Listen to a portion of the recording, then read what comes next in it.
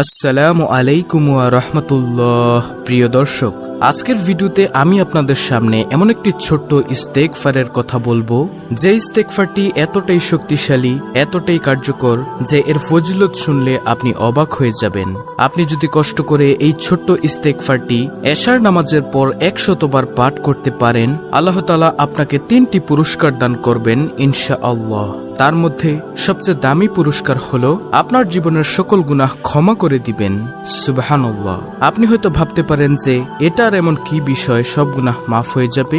আপনার কাছে হয়তো এটি স্বাভাবিক বিষয় হতে পারে, কিন্তু প্রিয় দর্শক, আপনি একটু চিন্তা করে দেখুন, আপনার জীবনের সকল সগীরা গুনাহ যদি ক্ষমা হয়ে যায়, এর থেকে সৌভাগ্যের বিষয় আর কি হতে পারে।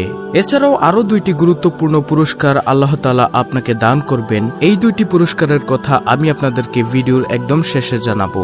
একজন মুমিন মুসলমান হিসেবে ভিডিওটি আপনার জন্য খুবই গুরুত্বপূর্ণ। তাই আমি বিশ্বাস করি, যে ব্যক্তি চায় তার গুনাহগুলোকে ক্ষমা করাতে, যে ব্যক্তি চায় তার জীবনের অফুরন্ত রিজিক আসুক, যে ব্যক্তি আল্লাহ তাআলাকে ভালোবাসে, সে আজকের ভিডিওটি সম্পূর্ণ দেখবে এবং এখান থেকে আমলটি শিখে পরবর্তীতে সেও সুন্দরভাবে এশার নামাজের পরে এই ইস্তেগফারের আমলটি করবে ইনশাআল্লাহ। আল্লাহ তাআলা 3টি পুরস্কার দান করবেন এবং পূর্ববর্তী গুনাহের সমপরিমাণ নেক তার আমলনামায় যোগ করে দিবেন। আসুন একটু মহান আল্লাহর কাছে মন খুলে দোয়া করি।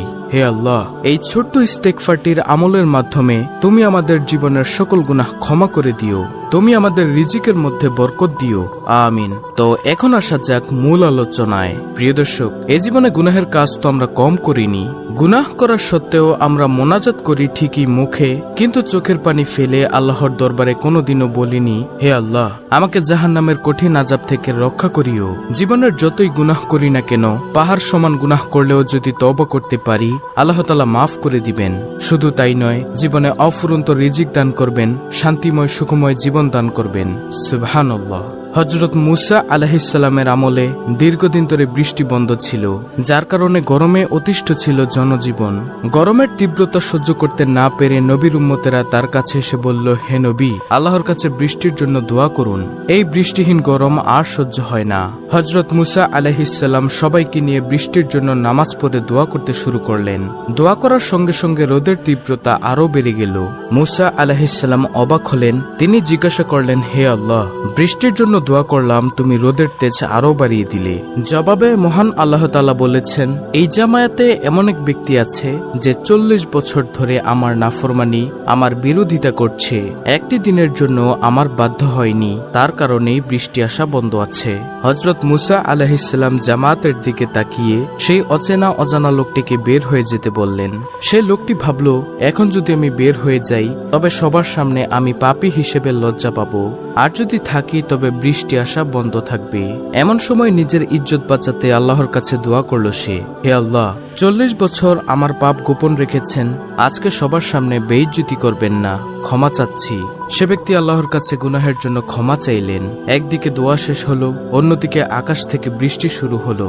সুবহানাল্লাহ। হযরত মুসা আলাইহিসসালাম আবার অবাক হয়ে জিজ্ঞাসা করলেন, হে আল্লাহ, কেউ তো জামাত থেকে বের হলেন না, তবে বৃষ্টি দিলেন যে? আল্লাহ তাআলা জবাব দিলেন, যার কারণে বৃষ্টি আসা বন্ধ ছিল, তার কারণেই বৃষ্টি শুরু হলো, আমি তাকে ক্ষমা করে দিয়েছি, ক্ষমা পেয়ে গেল।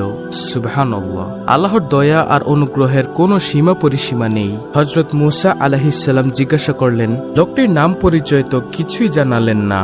আল্লাহ বললেন, যখন পাপে ডুবেছিল তখনই জানাইনি, এখন তওবা করেছে এখন জানাবো? পাপীদের পাপ আমি যথাসম্ভব গোপন রাখি, এটা আমার সঙ্গে আমার বান্দার নিজস্ব ব্যাপার।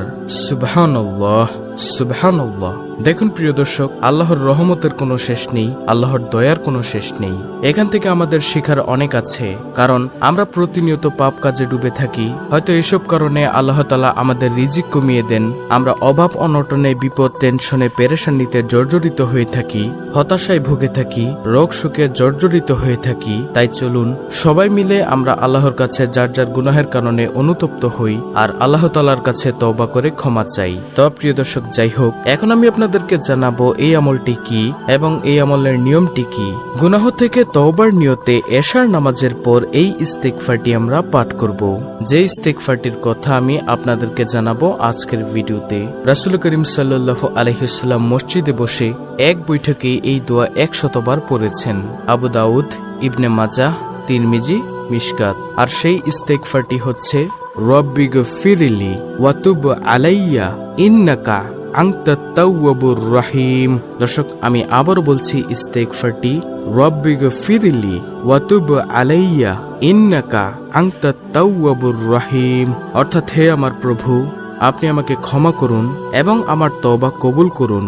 নিশ্চয়ই আপনি মহান তওবা কবুলকারী, করুণাময়। রাসূলুল্লাহ সাল্লাল্লাহু আলাইহি ওয়াসাল্লাম মসজিদে বসে এক বৈঠকে এই দোয়া 100 বার পড়েছেন। আপনারা এই ছোট্ট ইস্তেগফারটি স্ক্রিনের মধ্যে দিয়ে দিয়েছি উচ্চারণ সহ, বুঝে স্ক্রিনের মধ্যে দেওয়া ইস্তেগফার দোয়াটি পড়বেন। এছাড়াও অন্যান্য পুরস্কারগুলো হলো, দর্শক, 3টি পুরস্কারের মধ্যে আমি সর্বপ্রথম পুরস্কারের কথাটা ভিডিও শুরুতেই বলে দিয়েছি। নম্বর 1, উত্তম পুরস্কার, যেটা আপনার জীবনের সকল গুনাহ আল্লাহ তাআলা ক্ষমা করে দিবেন এবং পূর্ববর্তী গুনাহের সমপরিমাণ নেক আপনার আমলনামায় যোগ করে দিবেন। সুবহানাল্লাহ। নম্বর 2, আপনার রিজিকের মধ্যে আল্লাহ তাআলা রহমত দান করবেন। 3, গায়েবী খাজানা থেকে রিজিকের ব্যবস্থা করবেন। আপনার রিজিকের দায়িত্ব আল্লাহ তাআলাই নিয়ে নেবেন। এখন বলবো আমলটি করার নিয়ম। আমলটির নিয়ম আমি সংক্ষেপে বলে দিচ্ছি। এশার নামাজ আদায় করে উক্ত দোয়াটি 100 বার পাঠ করবেন। তারপর কয়েকবার দুরূদ শরীফ পাঠ করবেন। তারপর দুহাত তুলে আল্লাহ তাআলার কাছে চোখের পানি ছেড়ে দিয়ে দোয়া করবেন।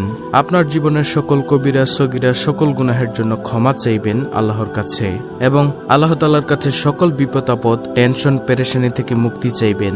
রিজিকের জন্য দোয়া করবেন।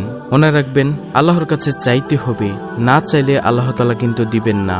আল্লাহ তাআলা বেরাজি হন। তাই আল্লাহর কাছে চাইতে হবে, আল্লাহ আপনার দোয়া কবুল করবেন ইনশাআল্লাহ। তাই আসুন আমরা উক্ত আমলটি করে আল্লাহ তাআলার দরবার থেকে সকল গুনাহ ক্ষমা করিয়ে নেই। একটি ছোট্ট অনুরোধ থাকবে, নতুন দর্শক হয়ে থাকলে চ্যানেলটিকে অবশ্যই, এই ইসলামের আলো চ্যানেলটিকে অবশ্যই সাবস্ক্রাইব করে পাশে থাকবেন এরকম আমলের ভিডিও পাওয়ার জন্য। ভিডিওটিতে একটি লাইক দিবেন এবং কমেন্টে আমিন লিখবেন এবং অন্য মুসলিম ভাই বোনদের কাছে ভিডিওটি শেয়ার করে দিবেন, যেন তারাও দেখে শিখে আমলটি করতে পারে। আল্লাহ রাব্বুল আলামিন আমাদের সকলের গুনাহ ক্ষমা করে দিন। আমিন।